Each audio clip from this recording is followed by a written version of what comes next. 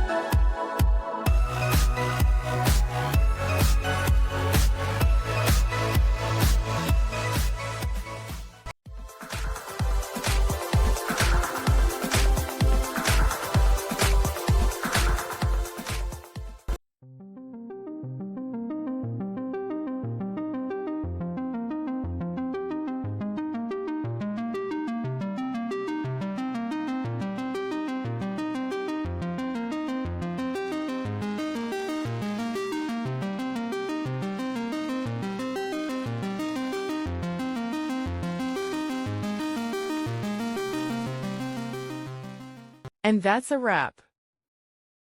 I hope you found the answer you were looking for. If you did, take a second to hit that subscribe button. It really helps out. And let me know in the comments which solution worked best for you. See you next time in the debug zone.